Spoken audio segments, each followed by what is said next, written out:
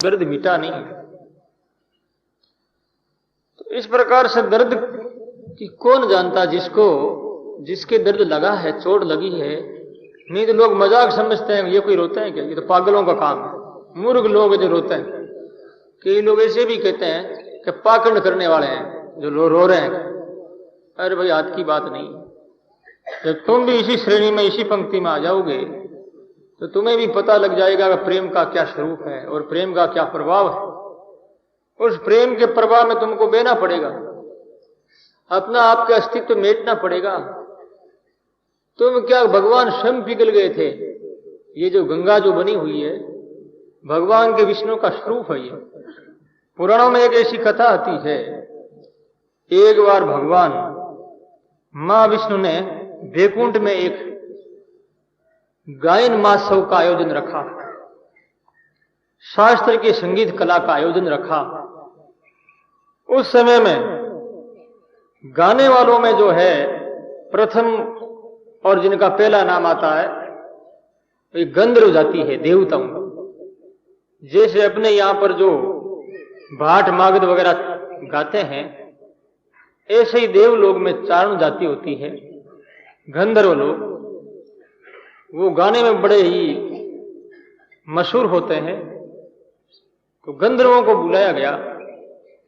उस समय में नारजी महाराज भी आए हैं और भी बहुत से ऐसे भक्त गाने वाले आए हैं, और वो भगवान के गीत गाने लगे। उन्होंने गीत गाया है। कौन सा गीत? ये संसारी गीत नहीं, भगवत भजनों का गीत।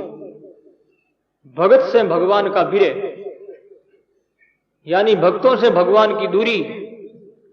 और वो दूरी भगवान कैसे सहन कर रहे हैं? क्या भगवान का हृदय पत्थर है जो उनका हृदय पिघल नहीं रहा है?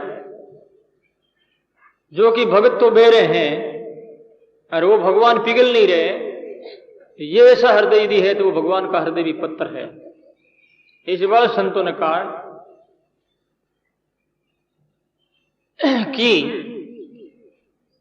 भजन सुन करके, भजन यानी परमात्मा के स्वरूप का याद करके, जिसका हृदय नहीं पिघलता कथा सुन करके, जो आदमी इन भाव में बह नहीं जाता है, अपने आप को बहा नहीं देता है, वो हृदय नहीं, वो पत्थर है। वो आदमी कोई काम का नहीं। इसके हृदय में प्रभु का प्रेम नहीं।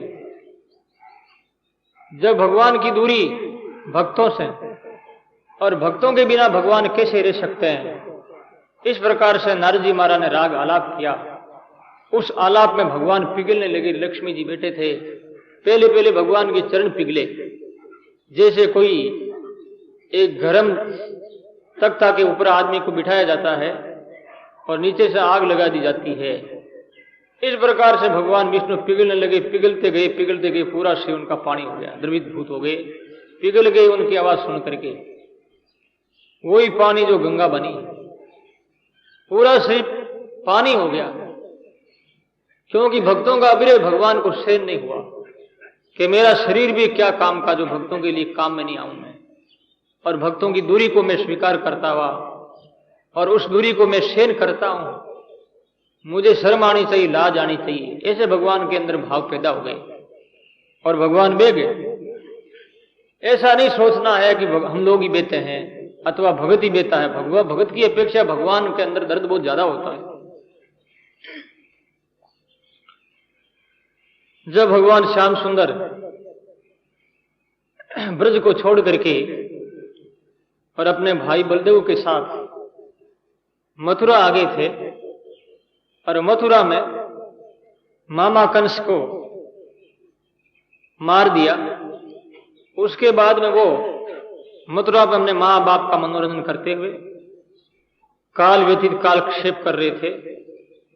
और भगवान का एक ऐसा रोजाना का ये दैनिक कार्य हो गया था कि रोज वो अटारी पर बैठ करके 1 घंटा वो रोज रोया करते थे भगवान कृष्ण। भगवान श्याम सुंदर के उद्धव जो है परम सखा मित्र थे। उद्धव जी भगवान से मिलने के लिए रोज आते थे, उनके पास में बैठते थे, वार्तालाप करते, उससे सलाह ली जाती थी, ज्ञान और विज्ञान के बारे में भी कोई प्रश्न किया करते थे। एक दिन उद्धव आ जाते हैं, भगवान अटारी पर बैठे बैठे रो रहे हैं। उद्धव जी को देख करके भगवान ने आंखों में आंसू जो पूछ लिया पीताम्बर से, भी उद्धव को पता नहीं लग जाए। आंखों पूछ लेते हैं। उस समय उद्धव जी पूछते हैं कि प्रभु, दुनिया तो दुखी है कि दुखले संसार है, परंतु आप महान दुनिया को सुख देने वाली सुख स्वरूप आनंद स्वरूप ब्रह्म रूप हैं, और आप क्यों रो रहे हैं? लोग तो रोते हैं, कोई वियोग वस्तु का वियोग है, किसी के धन का है, तो किसी के प्रेमी का वियोग है, वो लोग रोते हैं, आप क्यों रो रहे हैं? इतना कहना बार भगवान ढहा मार करके जोर जोर से रोने लग गए। अब तो रोना भगवान का बंद नहीं हो रहा है, निरंतर रोने लगे, रोते रहे। उद्धव जी बार बार पूछते रहे, प्रभु क्या दुख है? यदि कोई ऐसा दुख है और मेरे द्वारा उस दुख की निवृत्ति हो और दुख में मैं आपका सहयोगी बन सकूं, आपका दुख दूर हो सके, यदि ऐसा कोई प्रश्न है तो आप जरूर मुझे कहें, का कृपा करें मेरे पर। फिर भगवान ने कहा कि उद्धव, मैं तुमको क्या बताऊं, मुझे वो गोपियां जो बार बार याद आ रही है, और वो वृंदावन, वो लताएं पताएं, वो कुंज जिनमें वो गोपियां एकांत में बैठ करके रोज वो रोती है, उनके रोने के कारण से मुझे भी रोना आता है, और रोने से मेरी आदत पड़ गई। रोज मैं रोता हूं, क्योंकि दुनिया के सामने रहूंगा तो लोग क्या कहेंगे, ये कि स्त्रियों के वियोग में रो रहा है, इसलिए मैं अकेला यहां बैठ करके एकांत में रोता हूं। क्या करूं मैं, किसको क्यों? और ये रोना जो मुझे आ रहा है मेरे बस की बात नहीं है। इस वास्ते भगवान उद्धव से कह रहे कि उद्धव, वो मुझे स्मृतियां हैं अतीत की, वो मुझे परम पवित्र प्यार की यादें हैं, बार बार मुझे याद आ रही है, और कभी कभी मैं उन यादों में खो जाता हूं, अपना आपका अस्तित्व भी मिट जाता है। कई बार तो घंटों तक मैं उनमें खोया रहता हूं और पागल सा हो जाता हूं। इसे विरह कहते हैं, व्यक्ति पागल हो जाता है। जब तक व्यक्ति के अंदर अहंकार का अस्तित्व है, अपने आपा का अस्तित्व है वर्तमान में, कि मैं कोई आदमी हूं, कोई जाति का या किसी समाज का हूं, अमुक वर्ण और अमुक आश्रम का हूं, तब तक उसे ख्यालात है, शरीराध्यास है कि वो एक शरीरधारी है, क्योंकि शरीर के अहंकार को उसने स्वीकार किया है और उसके आधार पर वो जी रहा है। लेकिन शरीर का, धन और परिवार का, सबका आश्रय मिल जाता है कि परमात्मा के लिए आदमी का पागल हो जाता है। ऐसे पागल जो होते हैं वो ब्रही जन होते हैं। दुनिया की दृष्टि में वो पागल होते हैं, लेकिन परमात्मा की दृष्टि में बहुत वो सावधान होते हैं और परमात्मा के प्यारे और अनुरागी होते हैं। इसलिए प्रेम यदि करना है तो परमात्मा के साथ में करना चाहिए, अनुराग ही करना है तो भगवान के साथ में करना चाहिए। हमारा प्रेम स्थायी रहे, प्रेम सदा के लिए अमर बन जाए। ऐसे प्रेम में कभी त्रुटियां नहीं आएगी, कभी परिवर्तन नहीं आएगा, कभी भी ये प्रेम जो है धूमिल नहीं होगा, नित नया नूतन ताजा बना रहेगा। संसार के साथ में प्रेम करने से मिलेगा क्या? कुछ नहीं, धोखा मिलेगा। इसलिए प्रेम उन्हीं के साथ में करना चाहिए जो प्रेम हमारा निर्वाह का उचित जो है चिरंजीवी के रूप में होता रहे, वो कभी भी मिटे नहीं, नष्ट नहीं हो। तो महाराज श्री यहां पर कह रहे हैं कि निश बीती पीऊ ना मिला, रात बीत गई पीऊ नहीं मिल रहा है और नींद नहीं आ रही है। इसलिए मीरा ने तुलसी ने कहा है, सखी मारी नींद न सानी हो, सखी मारी नींद न सानी हो, पीव को पंथ नियारता, पीव को पंथ नियार, शारीरे ने बिहानी ओ, शारीरे ने नी ओ, सखी मारी नींद न सा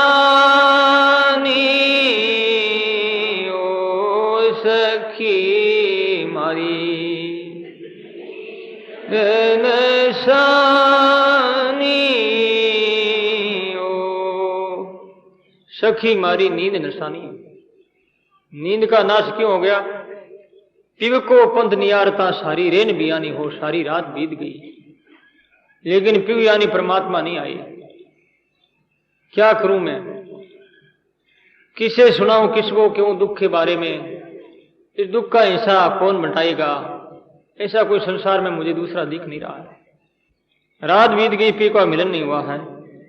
ऐसे आचार्य श्री कहते हैं, जो भगवत प्रेमी होते हैं, आतुरजन होते हैं, रात दिन वो रोते रहते हैं। आबू में एक संत थे, एक रेण के महात्मा, थोड़ी वर्षों की बात है ये, और उस महापुरुष को उन्होंने देखा। ऐसे संत होते हैं, वो गुप्त विचरण करते रहते हैं, लोगों की दृष्टि में नहीं आते हैं, और किनको दिखते हैं? महापुरुष होते हैं। महापुरुषों को ऐसे संदर्शन देते हैं, तो महापुरुषों का मिलन महापुरुषों से ही होता है। तो वो रोते रहते, रोते उनके आंखों में अश्रुधारा इतनी आती थी कि उनके गाल पर सदाई वो पानी रहने से आंखों का, उनके गाल सड़ गए थे, गीले हो गए थे, यानी उनकी चमड़ी घल गई थी, रोज अश्रुधारा बहती रहती थी। तो रेण के संत ने कहा कि ऐसी स्थिति आपकी क्यों है? उसने अपने जीवन की कहानी सुनाई कि मैं भगवान के सामने बहुत रोया तो भगवान कन्हैया मेरे सामने प्रकट हो गया। प्रकट होते हो गया तो वो भी रोने लगा, और मैं भी रो रहा था, वो भी मेरे सामने बैठा बैठा रो रहा था। मैंने कहा, रे प्रभु, मैं तो रोता हूं लेकिन तुम क्यों रोते हो? तो मेरे प्यारे ने कहा कि मैं तो रोता हूं, तू क्यों रोता है? भगवान ने भी ये बात की, मैं भी रो रहा हूं, तुम क्यों रो रहा है? तो भगत कहने लगा, उसने कहा कि मैंने कहा कि मैं तो रो रहा हूं तो आपके वियोग में और आपके दुख से मैं दुखी होकर के रोता हूं, लेकिन आपको क्या दुख है? तो भगवान ने कहा, मैं भी तेरे वियोग से रो रहा हूं, मुझे भी सहन नहीं होता, इसलिए मैं रो रहा हूं। तो उसने वरदान मांगा कि मैं रोता ही रहूं प्रभु, ये आप मुझे वरदान दे दो, मैं जिंदगी में रोता रहूं, कभी हंसू ही नहीं बस। भगवान ने तथास्तु कह दिया। उसके बाद जिंदगी में रोते रहे। उन्होंने कहा, फिर मैं रोज ही रोता हूं, और भगवान भी मेरे सामने आकर के, वो भी मेरे सामने बैठ करके रोने लग जाते हैं। हम दोनों ही रोते हैं, खूब रोते हैं, धाप करके, और रोते रहते हैं। हमारा रोने का ही काम है बस, और कोई काम नहीं। ये कोई धंधा हुआ रोने का, लेकिन ये भी एक धंधा है, और ये बहुत बड़ा व्यापार है। और ये व्यापार हीरों का और जबरदस्त का व्यापार है, ये मामूली कोई साधारण व्यापार नहीं। ऐसा व्यापारी तो आ जाए, आते हैं ना भजन गाती कई माताएं, आया मेरे हीरे के व्यापारी। कौन व्यापारी? महापुरुष। तो इस प्रकार से रोने में भी आनंद है, ऐसी बात नहीं, वियोग में भी संयोग है। जब तक कोई भी पदार्थ, जिस पदार्थ में हमारा प्रेम है और हमारी आतुरता है उन्हें प्राप्त करने की, और हम प्राप्त करने के लिए प्रयास करते हैं, और वो पदार्थ अथवा प्रेमी प्राप्त नहीं हो रहे हैं, तो हमें कितना दुख होता है। बहुत दुख होता है। जब तक वो प्राप्त नहीं होगा तब तक दुख होता ही रहेगा, और प्राप्त हो जाने के बाद में फिर वो दुख मिट जाएगा। ये सही बात है। प्राप्त होने पर दुख मिटता है, फिर उनकी जिज्ञासा खत्म हो जाती है। इस वास्ते जितना जो वियोग है उतना ही आनंद है। इसलिए दुख है, जान लेना चाहिए कि सुख है इसके पीछे, और सुख है तो सुख के पीछे दुख है। एक कोई सेठ विदेश रहता था, और उसकी धर्मपत्नी जो है बार बार पत्र देती कि आप आते नहीं हो, और आपके बिना मैं अकेली रात दिन गिनती रहती हूं, और संख्या गिनते गिनते मेरी अंगुलियां घस गई है, और आप समय पर क्यों नहीं आते हैं? तो वो आतुर होती थी और बार बार पत्र देती थी, और पति उनके आगे बहुत विरह करती वो जब तक वियोग था, और आने के बाद में उनका वियोग संयोग के रूप में परिवर्तित हो जाता। उसके बाद में उसका रोना भी बंद हो जाता, रोना बंद हो जाता। एक दिन वो जो है महीना भर रहा। उसके बाद में वो स्त्री बोली कि आप कमाई करने के लिए, व्यापार के लिए बाहर क्यों नहीं जा रहे हैं? उसने कहा कि अभी तो महीना हुआ है, थोड़ा सा और रेलू में महीना भर और रहने का विचार है। तो वो कहने लगी कि और आप महीना भर रहेंगे तो ये बच्चे किसको खाएंगे? आपको खाएंगे या मेरे को खाएंगे?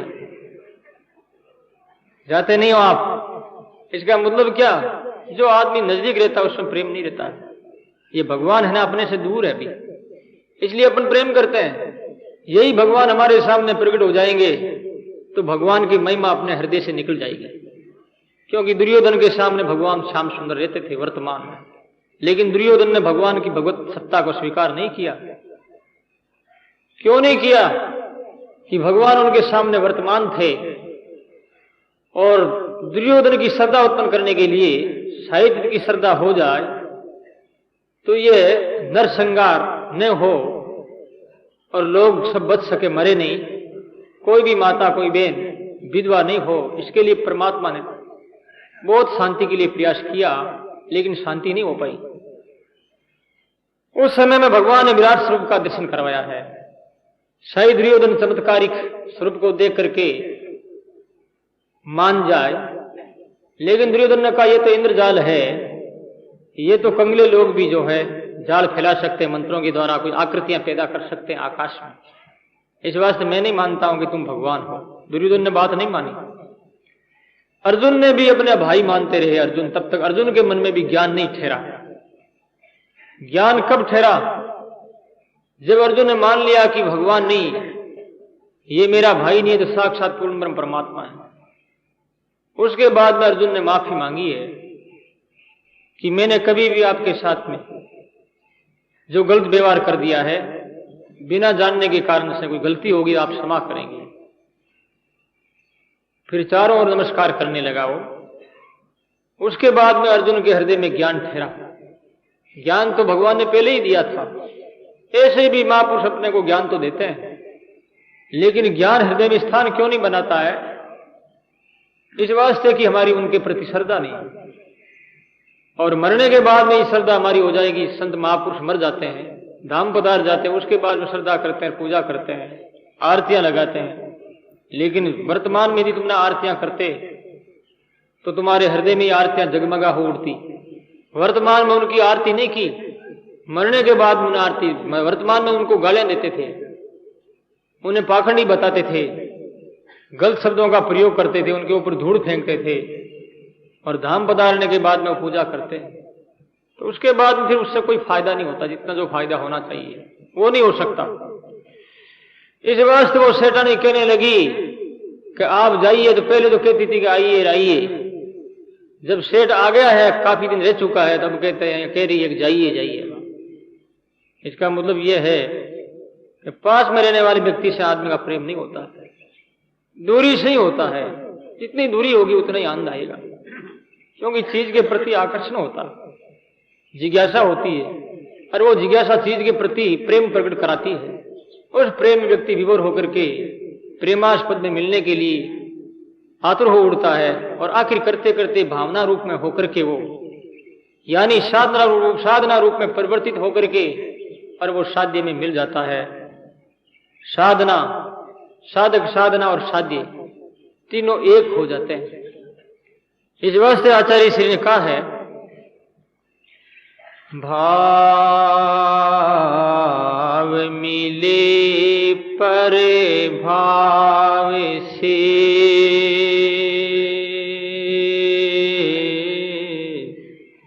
पर भाए पर भाव, दरिया मिलकर मिल रहे, दरिया मिलकर मिल रहे, आवागमन नसाए, आवागमन नसाए। बोलो राम। भाव मिले पर भाव से, यानी अपना जो भाव है वो सदगुरु के भाव में मिलाना, इसके लिए कितना त्याग करना पड़ेगा। अपना भाव महापुरुषों के भाव में सम्मिलित करने के लिए अपना अस्तित्व मिटाना पड़ता है। जब ये पतंगा आग में पड़ता है, उस समय में वो अपना होश भूल जाता, अपने शरीर का अध्यास भूल जाता है कि मैं भी एक भंवरा हूं, क्या मैं भी एक पतंगा हूं, मेरा भी एक अस्तित्व है, ऐसा याद नहीं करता है। उसको तो याद रहता है सिर्फ लाइट, प्रकाश, और वो प्रकाश में पढ़ करके अपने आप की वो आहुति दे देता है, अपने आप को मिटा दिया जाता है। ऐसे मेटने वाले ही वास्तव में वो पलवित फलवित होते हैं और वो मान होते हैं, फिर वो उगते हैं। शिष्य ने अपना आपा मेट दिया और सदगुरु में समर्पित हो गया। सदगुरु और शिष्य जो है दोनों मिलकर के परमात्मा में लीन हो गए और एक में एक हो गए, जैसे कि गंगा की धारा है। गंगा की धारा मिलती है कहां? समुद्र में। महापुरुष भी जो है संत महात्मा गंगा की धारावत होते हैं। गंगा की धारा में कोई सड़ा गला और गंदा पानी है, मेला का नाला आकर के गंगा में गिर जाता है, तो गंगा के साथ होने के कारण से वो गंगा उनको लेकर के समुद्र में मिल जाती। नाल खाल का नीर ले और जाय मिली थिर थान। संतों ने कहा है नाल खाल का नीर पानी लेकर के थिर थान, वो समुद्र में मिल गई। ऐसे ही महापुरुषों में जो मिल जाते हैं, कौन? पामर जीव, चाहे वो साधनाहीन हो, चाहे उन्होंने भजन नहीं किया है, परंतु यदि वो मिल गए हैं, गलतियां रहने पर भी नाला पानी गंदा है, कोई लोग पीते नहीं, उन नाले को पानी को देखते तक भी नहीं है, परंतु फिर भी नाला गंगा में मिल जाता है, तो गंगा के साथ होने के कारण से गंगा उससे समुद्र में मिलाती है। समुद्र कौन? परमात्मा। नाल खाल का नीर ले जाय मिली थिर थान। महाराज ने कहा है किसन दास सिलता चली,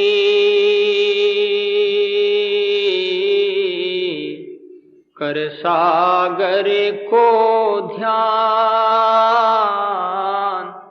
नाल खाल का नीर ले, नाल खाल का नीर ले, जाय मिली थिर थान, जाय मिली थिर थान। बोलो राम। महाराज कहते हैं किसनदार सिलता चली और दर सागर को ध्यान, सागर समुद्र का ध्यान करके वो चली। ऐसे ही कोई जीव परमात्मा को लक्ष्य रख करके और सदगुरु का संग करता है, तो सदगुरु उसे साथ में लेकर के वहां मिला देते हैं। इसलिए महात्मा ने कहा है साले तो ले चालू रे उन देश में मारी ली, साले तो ले चालू उन देश में मारी ली, ऐसो है गुरान सारो देश ली।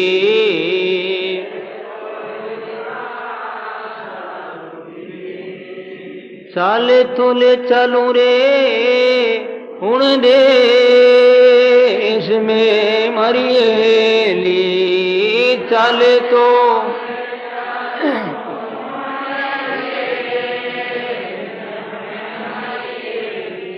ऐसो है गुरान सारो देश ली, ऐसो है गुरान सारो देश। बोलो राम। चले तो ले चालू उन देश में मारी हिली, ऐसो है गुरान सारो देश। तो उस देश में चलने के लिए सदगुरु का संग करना पड़ेगा, तभी उस देश की प्राप्ति होगी। तो आचार्य श्री कहते हैं कि निश बीती, रात बीत गई, परंतु पिव की प्राप्ति नहीं हुई है। दर्द तो अंदर बेदर्द घाव लगा हुआ है और घाव की मिट नहीं पाता है। तो कैसे मिटे ये? अब कोई डॉक्टर हो, वैद्य आता है मेटने वाला, कोई सदगुरु वास्तव में मेट सकते हैं। सदगुरु डॉक्टर के समान बताया गया है, क्योंकि वो बीमारी को जानते हैं। कि बीमारी इनके कान से पैदा हुई, अंतकरण से पैदा हुई है, विचारों में बीमारी है या मस्तिष्क में है, कहां है बीमारी? क्या वो वियोग है वही बीमारी? जब संयोग हो जाता है तो बीमारी मिट जाती है। महाराज कहते हैं बिरहनी कागर ब्रेय में तांगठ लोवन मास अपने सायब कारिणे अपने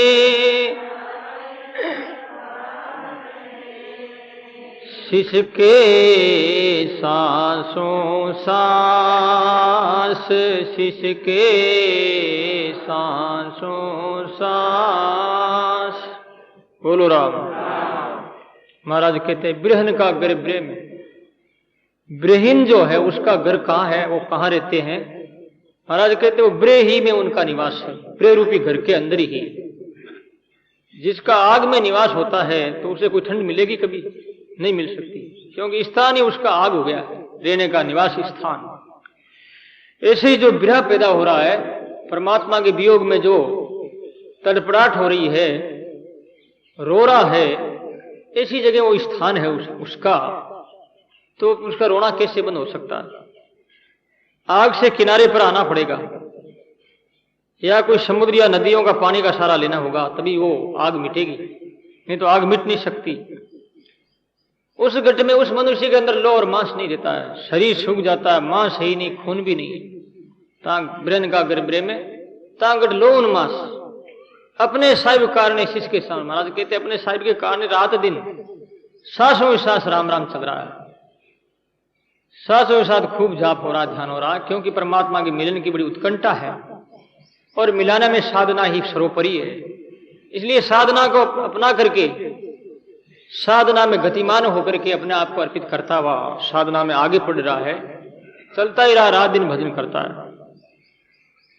संतों ने कहा ये ब्रह कैसे होते हैं? जैसे कुर्ज होती है और वो कुर्लाती रहती है अपने बच्चों के लिए, ऐसे ही ब्रहजनों की आदत होती है, स्वभाव होता है। किशन दास ये ब्रहनी कुरजायो कुरिलन भाग हमारो युगड़े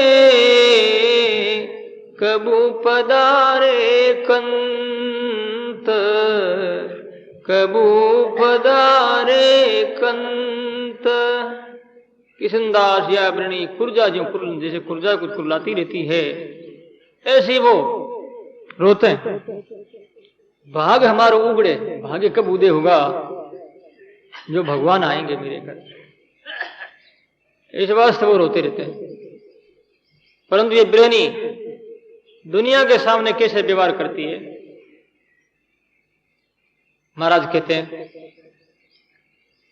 किशन दास ये ब्रहणी निस दिन सोवे ना, दुनिया देखती पड़ी रहे जागत है मन मान। किसना जागत है मन मान। ये ब्रहणी का लक्षण बताया है कि ब्रहणी निस दिन सोवत ना है, सोते नहीं, लेकिन दुनिया देख पड़ी रहे जागत है मन मान। दुनिया को देखते जब पड़ी रहती, दुनिया सोचती बेचारा नींद लेता होगा बाबा सोया हुआ, लेकिन सोता नहीं, वो जागा। दुनिया क्या समझे बाबाओं के बारे में, संतों के, सही महापुरुषों के बारे में दुनिया समझ भी नहीं पाएगी। क्यों नहीं समझ पाएंगी? ऐसे महान पुरुषों का जगत का कभी भी संग नहीं हो सकता। इस बात संत कहते हैं निस दिन जो हूं बाट पीव गरे आइए, मोय तुम्हारी चाय दरस दिखलाविए। निस दिन जो हूँ बाट पीव घर आविए, तलपत रेन बियाई दिवस जाय तलपता, बीत गई सब आयु आहा ब्रेहनी कलपता। तलपत रेन दिवस जाय कलपता, बीत गई सब आयु आ ब्रेहनी कलपता, सारी आयु बीत गई। परंतु जगत इस बात को नहीं समझता है। जगत सोचता है नाटक करता है, नाटक मानते हैं।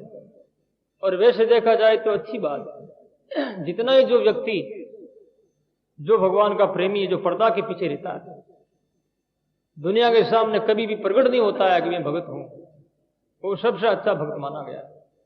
दुनिया से क्या लेना, दुनिया क्या करेगी, भक्त मान लेगी तो उनके पीछा करेगी, उनके इर्द गिर्द में चारों ओर आकर के बैठ जाएगी, उनके भजन में डिस्टर्ब करेगी, विघ्न उत्पन्न करेगी।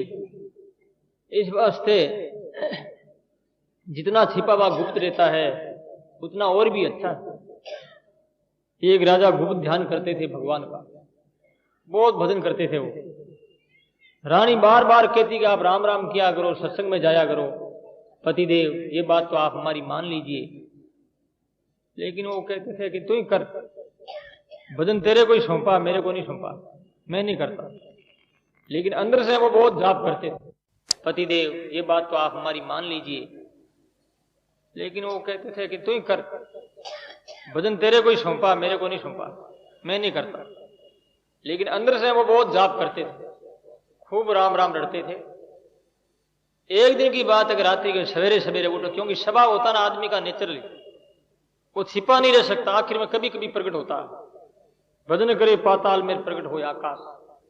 एक दिन स्वाभाविक जो है, सवेरे उठे तो नींद में ही पहले ही उठने के पहले ही राम कह दिया राजा ने, राम बोल दिया। रानी ने सुन लिया अगर राम कह दिया है तो रानी बड़ी प्रसन्न हुई कि आज सोने का सूर्य उदय हुआ है, आज राजा के मुख से राम का नाम निकला, आज बहुत ही खुशी का दिन है। इस वास्ते रानी ने अपने दासियों से कह करके अपनी सखी सहेलियों को बुलाया और भी गांव वालों को, मुखिया मुखिया आदमियों को बुलाया, अपने सगे संबंधियों को, माँ बाप को बुला करके बहुत सुंदर ढंग से उत्सव मनाया।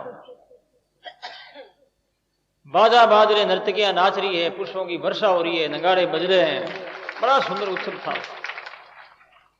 राजा को पूछा नहीं गया था।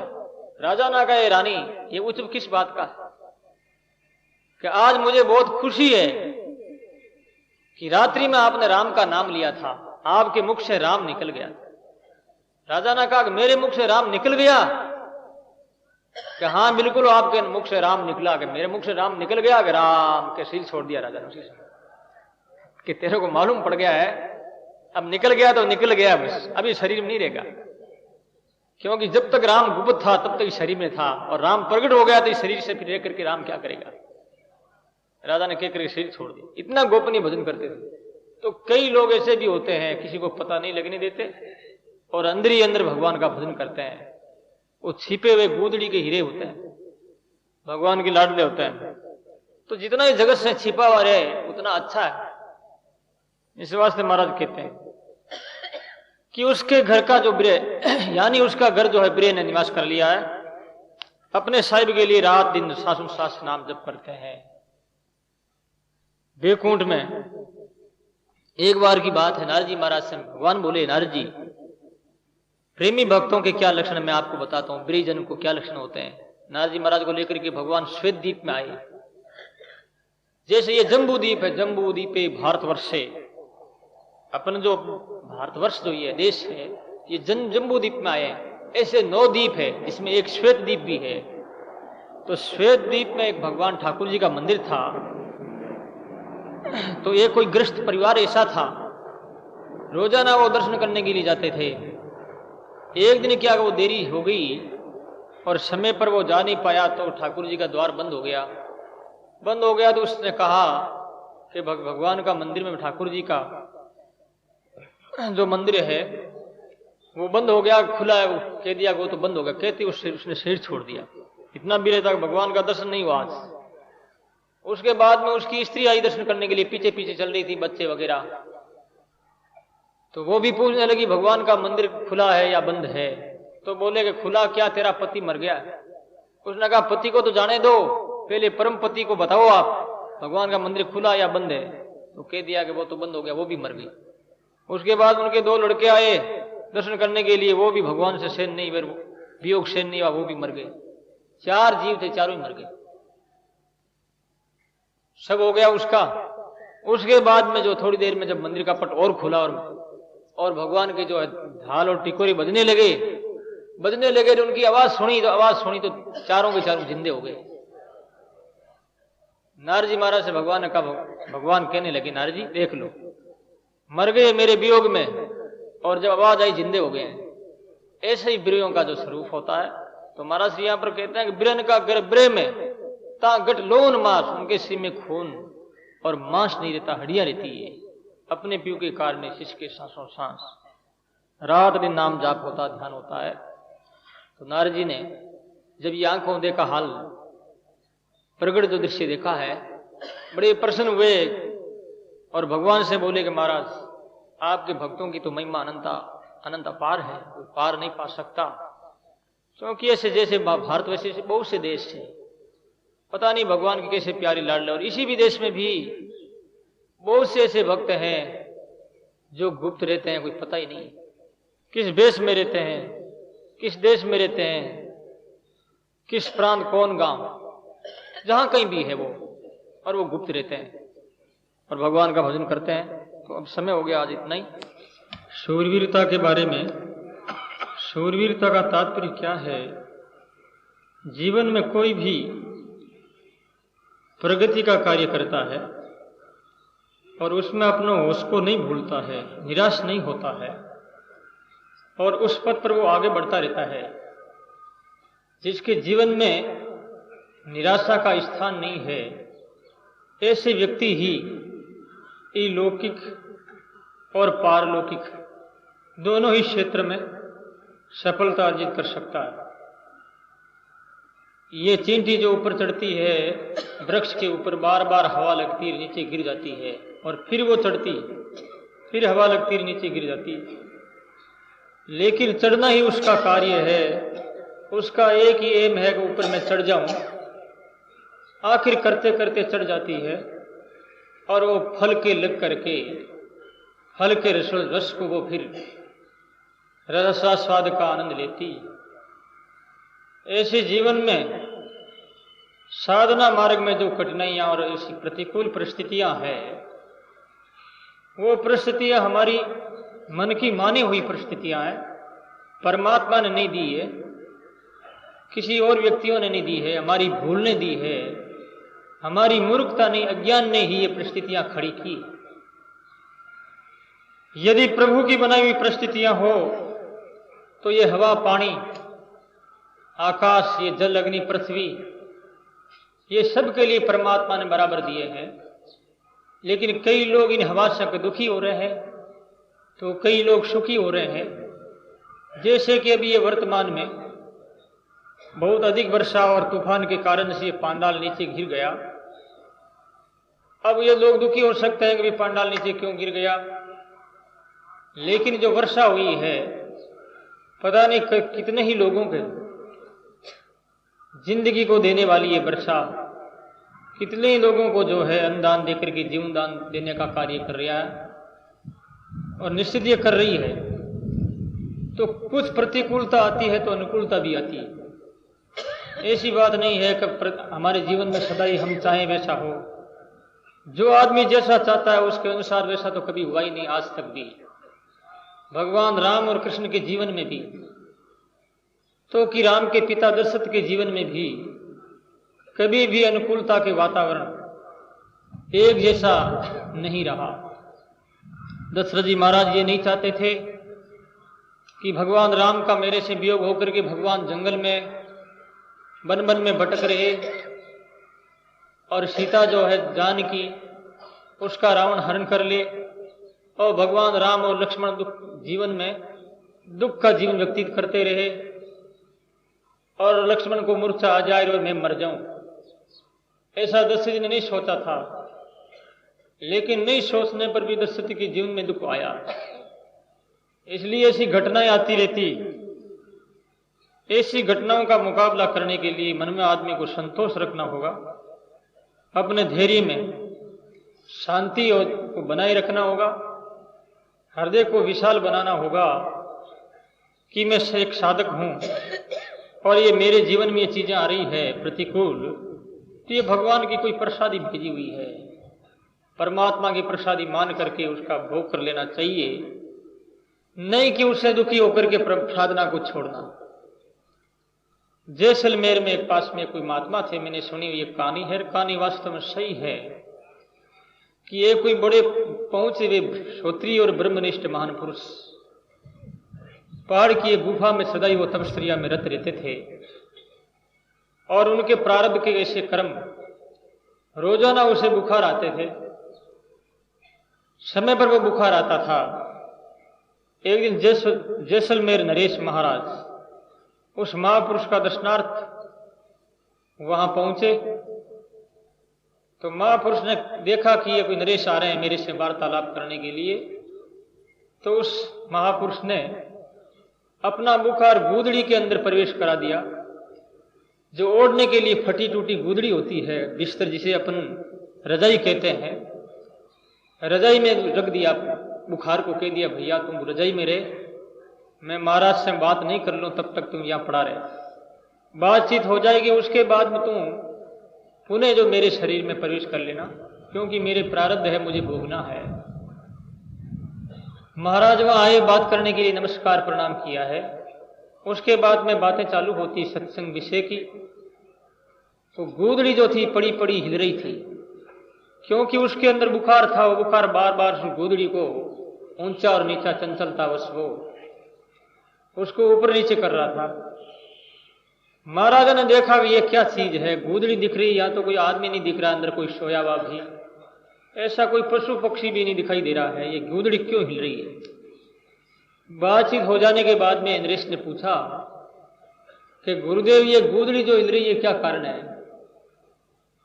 तो महात्मा ने कहा भाई राजन ये मेरा बुखार है, आप मेरे से बात करने के लिए आए हो, यदि मेरे शरीर में बुखार रहता तो मैं अच्छी प्रकार से शांतिपूर्वक आपसे बात नहीं कर पाता, इस वास्ते मैंने इनको कह दिया कि जब तक मैं राजन से बात कराऊं तब तो गूदड़ी में तुम पड़ा रहे।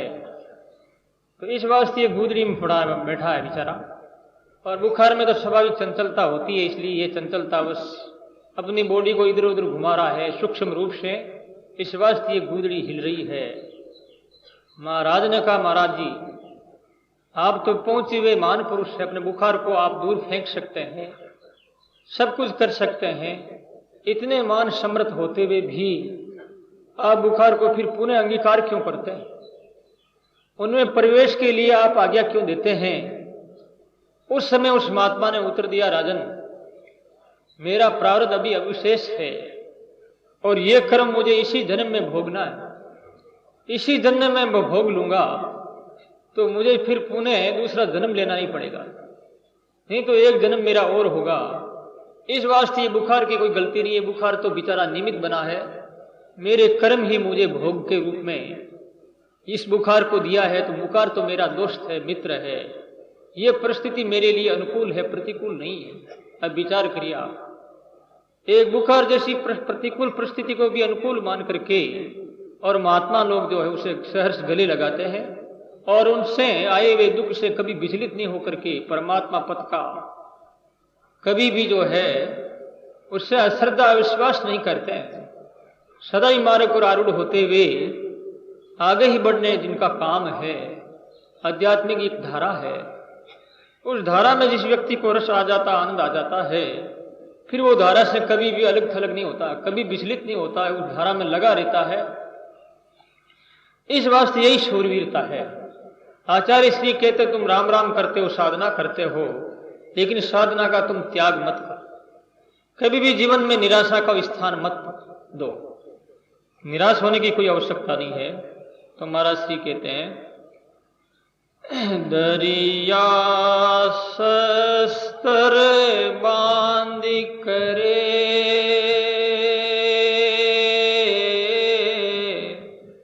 बहुत कहावे शूरात भी जानिए शूरात भी जानिए अनि मिले मुख नूर अनि मिले मुख नूर। बोलो राम। आचार्य श्री ने कितनी सुंदर बात कही है। मानव मात्र के लिए, मानव मात्र में परमात्मा को देखने के लिए, मानव मात्र में ईश्वर का दर्शन करवाने के लिए कि यदि तू मानव होकर के और अस्त्र शस्त्र लेकर के किसी की हत्या करता है तो ये तेरी मानता नहीं। मानता तो उसी में है। महाराज श्री कहते हैं शस्त्र बांध करके बहुत कहावे शूर। ऐसे बहुत से शूरवीर होते हैं। बांधने से शूरवीर नहीं होता। शूरवीर होता है जब गोलियों का बम्बार्डमेंट होता है और इस भारत की सीमा पर जो है भारत के वीर जवान शत्रुओं से लावा लेते हुए और शरीर और परिवार की परवाह नहीं करते हुए इस राष्ट्र के लिए बलिदान की बेदी पर चढ़ जाते हैं और हंसते हंसते वो जो है अपनी जान को जो है खतरा में डाल करके सदा के लिए देश को सुरक्षित कर देते हैं। वो है वास्तव में शूरवीर। केवल अस्त्र शस्त्र बांध लिया उससे क्या हुआ? बांधने से कुछ नहीं होता। जब समय आता है काम करता है उस समय में व्यक्ति घबराता नहीं है, आगे बढ़ता है, कदम आगे बढ़ जाता है। वास्तव में सच्चा शूरवीर वही है। साधन करने वाले साधक यदि उनके जीवन में किसी प्रकार की प्रतिकूल परिस्थिति नहीं आई है, दुख नहीं आया है, कोई देवी आध्यात्मिक, ये 3 प्रकार की जो ताप है जीवन में, जिन्होंने तापों का अनुभव नहीं किया है वो लोग हंसते होंगे कि भजन करना तो साधारण है। वो लोग हंसते होंगे कि सदाचार का पालन करना तो मामूली सी बात है। वो लोग हंस सकते हैं कि इस प्रकार से साधन करके परमात्मा की प्राप्ति करना तो सुलभ है। लेकिन जब जीवन में कोई ऐसी कठिनाई खड़ी हो जाती है उस समय में वो रो देते हैं, चिल्लाते हैं, साधना से निराश होकर के साधना छोड़ देते हैं। तो जान लेना चाहिए वो केवल बातें बनाने वाले, बातुल भूत विवश मत वारे। गोस्वामी जी महाराज ने कहा है वो बातों की है, वो बातुल यानी ज्यादा बातें करने वाले हैं, काम करने वाले कुछ नहीं है। वो समय पड़ने पर जो शूरवीरता और जीवन में जो उनके साथ में दृढ़ता रहती है और उस दृढ़ता का मुकाबला करता है। इसलिए गोस्वामी जी महाराज ने कहा है धीरज धर्म मित्र अरुणारी आपद काल परखिए चारी। धीरज धर्म मित्र और नारी, धीरज धर्म और मित्र और नारी इनकी आपत्ति काल में परीक्षा होती है। आदमी के अंदर धैर्य कितना है और व्यक्ति धर्म को नहीं छोड़ता। जैसे कि हरिश्चंद्र के जीवन में कितना खतरा उत्पन्न हुआ है, यहां तक कि पुत्र और रानी को और स्वयं को भी अलग अलग बिकना पड़ रहा है। जो एक महाराजा, एक कुल चक्रवर्ती राजा, अयोध्या का राज करने वाला हरिश्चंद्र सत्य के लिए अपने आप की और अपने परिवार की सबको जो है खतरे में डाल दिया, परंतु सत्य को नहीं छोड़ा। जब कभी वो विचलित भी हुए तो भी उन्होंने ये कह दिया, हरिश्चंद्र की पत्नी ने, तारा ने कह दिया, सतमति छोड़े साईबा सतहार्या पत जाय। सत की बांधी लक्ष्मी, सत की बांधी लक्ष्मी फिर मिलेगी आय। हो राजन फिर मिलेगी आय। सतमति हारे, सतमति हारे साईबा के सतहार्या पथ जा। तारा ने कहा किस समय का? जब मरगट घाट के ऊपर तारा का जो रोहितास सब स्थिति में मरा हुआ पड़ा हुआ है। और उस समय में जो है विश्वामित्र के बेखाने से आ गए वो लोग मरगढ़ घाट की रक्षा करने वाले, जो बिना ही कर दिए, बिना टैक्स चुकाए, बिना दाह क्रिया संस्कार के लिए ऐसी उपस्थिति तैयारी है। ऐसी उपस्थिति को देख करके हरिजन आदेश देता है कि ये कौन डाकन साकन पता नहीं कौन है और टैक्स दिया नहीं है, इस बात इसे मार देना चाहिए। राजा के हाथ में तलवार है, हरिश्चंद्र के, जो कि वो एक हरिजन का नौकर है। रानी अपने पुत्र को दाह क्रिया संस्कार करने के लिए मरगढ़ घाट पर, जो कि उसके शव को दाह क्रिया संस्कार करने के लिए तैयारियां कर रही है। इतने में जो है उसको आदेश हुआ है, तो हरिश्चंद्र हाथ में तलवार लिए हुए रानी के सिर को अलग करने की सोच रहा है। तो उस समय वो रानी कहती तू काट दे। राजा को पता है कि ये रोहितास मेरा लड़का है, और रानी को भी पता ये मेरे पति देव है, राजा को भी पता ये तारा ये मेरी महारानी है, लेकिन हाथ उसका ऐसे खड़ा है, सोच रहा है मैं क्या करूं। उस समय रानी कहती है हरि राजा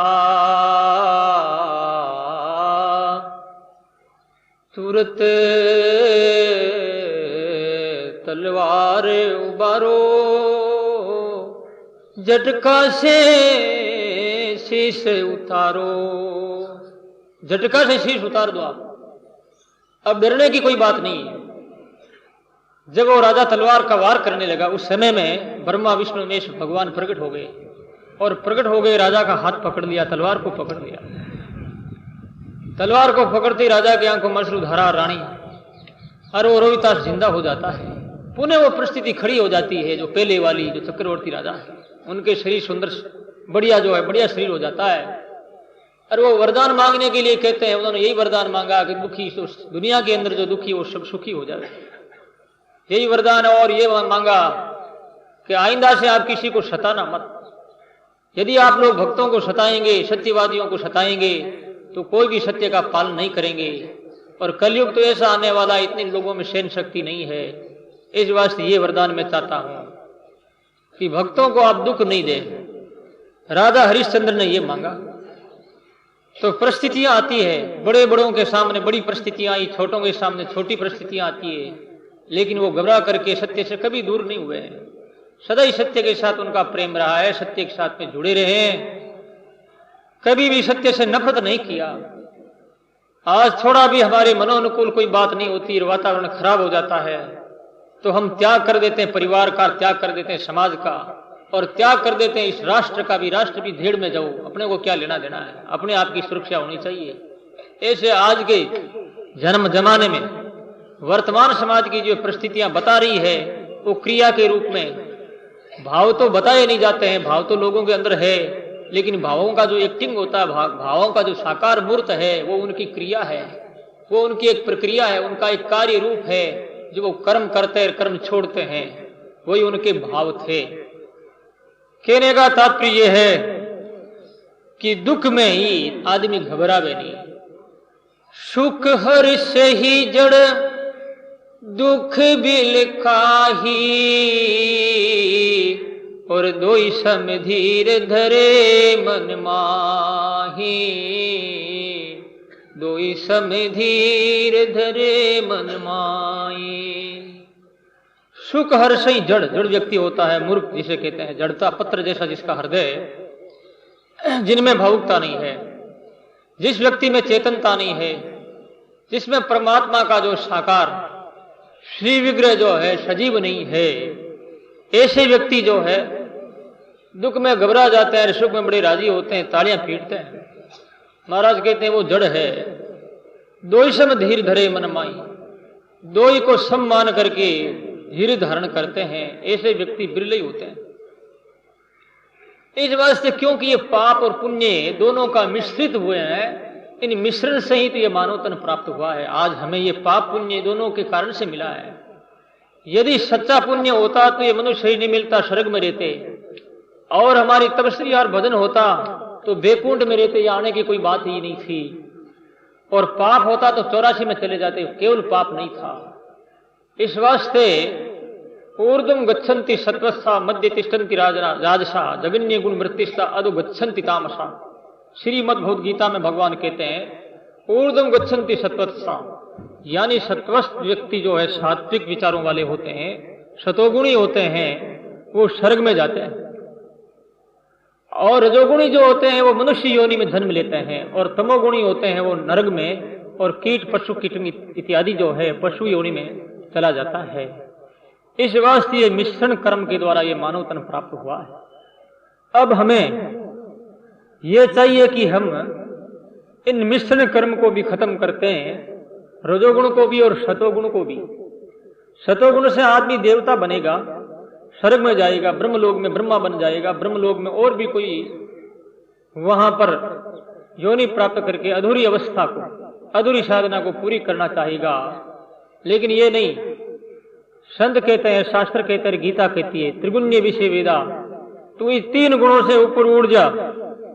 3 गुणों में रहना ठीक नहीं है, यानी रजोगुण सतोगुण तमोगुण ये भी ठीक नहीं है। रजो तमोगुण को कर्मों के द्वारा उसका नाश करे, रजोगुण में आए। परमात्मा ने हमें जो धंधा दिया, काम दिया है, आप लोग कहा करते हो अक्सर कि भगवान ये पेट नहीं लगता, पेट लगाए वो पाप है। परमात्मा आपने हमारी ये पेट क्यों लगाया? पेट नहीं होता राम जी काई करता कला, एकंत जाय सुग्राम केर करता तेरा जाप। ये पेट नहीं होता तो कला क्यों करते हैं? परंतु एक पेट की भूख नहीं, आपके भूख तो अनंत अनंत पीढ़ियों की है। लखपति हो गए तो भी करोड़पति, और करोड़पति हो गए तो भी अरबपति है। ये पेट परमात्मा ने इसलिए लगाया है कि तुम अंधकार से ऊपर उठ करके कुछ गदन धंधा करोगे, काम करोगे, तुम्हारी शारीरिक और मानसिक जो एक्टिविटीज क्रिया होगी, ये प्रक्रिया क्या करेगी? तमोगुण से तुम्हें ऊपर उठाएगी। इसलिए परमात्मा ने कर्म योग जो कहा है गीता में, कर्म योग युक्त, कर्म योग कौशलम कहा है। कर्म योग की कुशलता क्या है? कर्म योग की कुशलता निष्कामता आना जीवन में। तो इस वास्ते हम अंधकार से, इस तमोगुण से ऊपर उठे, इसलिए कर्म करना है। और रजोगुण से ऊपर उठने के लिए हमें सद्विचारों का ज्यादा जो है वृद्धि करना है। सद्विचारों का वृद्धि करने के लिए सत्संग करना है, सात्विक आहार करना है, सात्विक जल पीना है, सात्विक भोजन करना है, सात्विक वातावरण में रहना है, सात्विक घरों में रहना है, सात्विक सोसाइटी में रहना है। इससे क्या होगा? अब ये कर्म जो योग है जिसमें हमें फलाकांक्षा है, ये कर्म योग से ऊपर उठ करके हम सतोगुण जो है भक्ति की ओर हम आगे बढ़ेंगे, और भक्ति की ओर ज्ञान की ओर आगे बढ़ेंगे तो उसके बाद में हम मोक्ष के अधिकारी हो जाएंगे, मोक्ष प्राप्ति के लायक बन जाएंगे। तो ये गुण जो परमात्मा ने किए बनाए हैं, ये गुण भी कोई एक विषय बंधन के कारक नहीं होते। बंधन के कारक किसके होते हैं? जो गुणों का दुरुपयोग करता है, सदुपयोग नहीं करता है। इस वास्ते गुण भी खराब नहीं। परमात्मा ने जो कुछ भी बनाया है, परमात्मा की सृष्टि जो कुछ भी है, वो व्यक्ति के उत्थान के लिए है, नहीं कि पतन के लिए। पतन स्वयं व्यक्ति करता है, अपने आप की हानि स्वयं करता है, और अपने आप ही विचारों के द्वारा साधना करके और वो मानवता को धारण करके व्यक्ति ऊपर चढ़ सकता है, यानी जो है परमात्मा की प्राप्ति कर सकता है। तो आचार्य श्री ने यहाँ जो बात बताई है कि भाई शस्त्र बांध करके तो बहुत सुरा कहलाते हैं। सुरा वही है यानी जब सामने धड़ाधड़ जो बंदूकें चलती है और वो मुकाबला करता है, वो वास्तव में शूरवीर है। महाराज श्री कह रहे हैं, सब ही कटक सूरा नहीं, कटक माई कोई सो,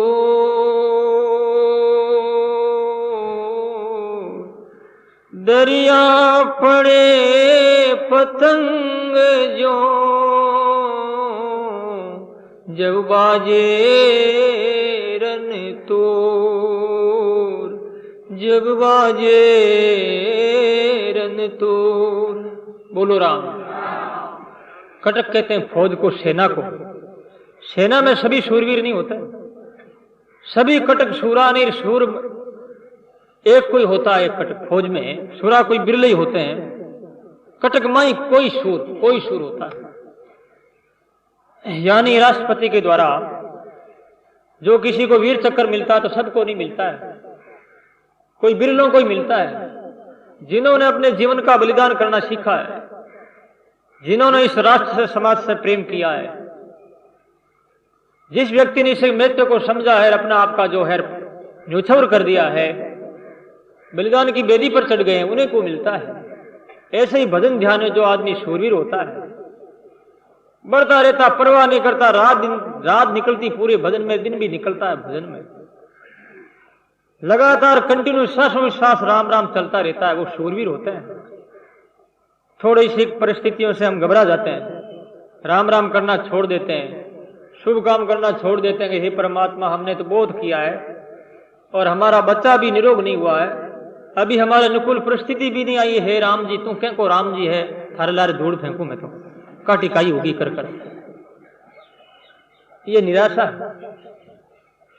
अविश्वास है, ये अपने खुद के श्रम के खोटे कर्म है, जो आकर के खुद के अंदर जो एक गलत अंतकरण में प्रेरणा दे रहे हैं, जिससे कि अपने सत्य से जुड़े हुए उनसे जो हमें विचलित करवा रहे हैं। इसलिए महाराज श्री शूरवीर का हमने रखा साधकों के लिए कि तुम शूरवीर बनो भगवान की भक्ति में। वो शूरवीर काम का नहीं है जो दूसरों को तकलीफ देता, वो महान अन्यायी है। जो दूसरों को दुख देता और कष्ट पहुंचाता, वो कोई शूरवीर थोड़े होता है। शूरवीर वो होता है जो दूसरों को सुख देता और सहन करता है और भला काम करता है, उसे शूरवीर कहते हैं। दुख तो कोई दे सकता है, इसमें कोई विशेषता नहीं। इसलिए महाराज कहते हैं, पड़े पतंगाय गिनी में देखी नाय संभाल, दरिया सिख सतगुरु मिले, दरिया सिख सतगुरु मिले, हो जावे निहाल, हो जावे निहाल। बोलो राम। बहुत सुंदर मार्के की बात की महाराज श्री। महाराज श्री कहते हैं, पड़े पतंगा अग्नि में। ये पतंग जो होते हैं ना, अभी जैसे कि वर्षा का समय है और रात्रि में जब सूर्य उदय होता है, रात्रि में सूर्य उदय होता है, क्या नहीं होता है, क्या होता है, गेब यानी जो है बल्ब लगे हुए प्रकाश दे करके, और चारों ओर जो है ये पतंगे आते हैं, पतंगे आते हैं। पतंगे उस समय में पतंगों को अपना परिवार का, स्वयं के शरीर का, स्वयं की स्थिति का भान नहीं रहता है, उन्हें ज्ञान नहीं रहता है।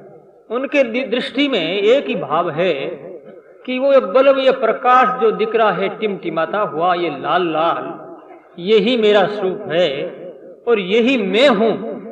ऐसा सोच करके वो पतंगा पड़ता उसके अंदर, और पड़ते ही वो पतंगा नष्ट हो जाता है और अपनी आहुति जो है, यानी जो है बल्ब रूपी यज्ञ में अपने आप को जो है वो हवन कर देता है पतंगा। पतंग में कितनी शक्ति, पतंगे के अंदर कितना त्याग है, जो कि वो अग्नि में पड़ करके अपना अस्तित्व खो करके और वो अग्नि स्वरूप हो सकता है। एक कीट है जो कि उसमें किसी प्रकार की कोई योग्यता नहीं है, उसमें कोई ऐसे